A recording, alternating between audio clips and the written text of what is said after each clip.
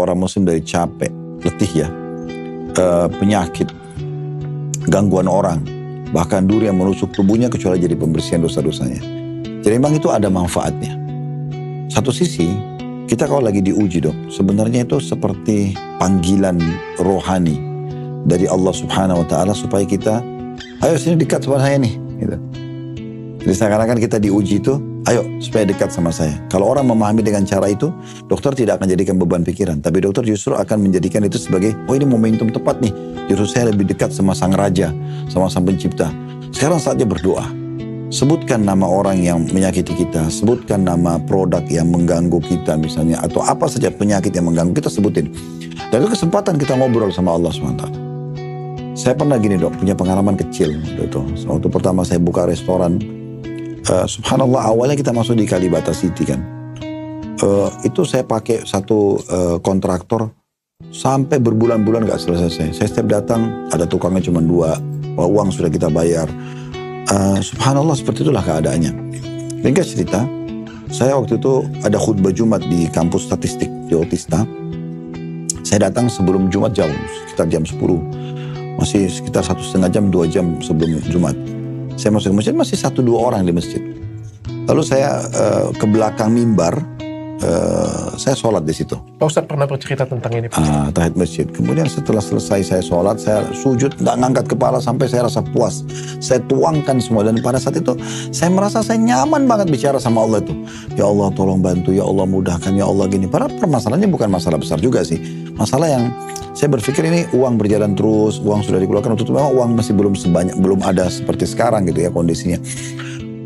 Maka selesai saya berdoa 2 rakaat itu cukup berapa menit gitu saya selesaikan, biasanya lebih cepat.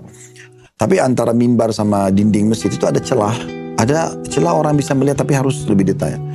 Setelah selesai saya dari belakang mimbar, saya ke depan mimbar gitu untuk nunggu waktu khutbah. Ada satu bapak tua rambutnya sudah putih semua dekati saya, lalu mengatakan, Ustaz pernah susun doa-doa dalam Al-Quran enggak? Saya bilang belum, tapi insya Allah satu waktu Pak. Langsung dia tuh gini, Ustaz tadi saya lihat Ustaz di celah itu antara mimbar itu, Ustaz kok sujud lama banget, Ustaz doa apa? Oh saya lagi kebetulan ada masalah yang saya hadapi Pak, saya lagi ingin curhat sama Allah, sampaikan sama Allah, karena sebaik-baik solusi pasti dari Tuhan, dari Allah SWT. Dia pegang rambutnya dok, sudah putih semua waktu itu.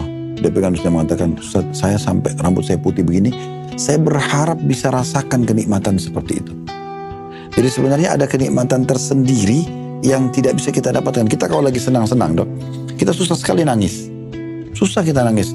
Jarang gitu ada orang betul-betul ada nikmat kemudian dia nangis. Kecuali dia terharu banget. Tapi kalau cobaan itu mudah sekali untuk menangis. Nah kenikmatan menangis itu karena berharap Allah bantu. Berharap Allah selamatkan itu mahal sekali. Itu hanya ada dengan ujian.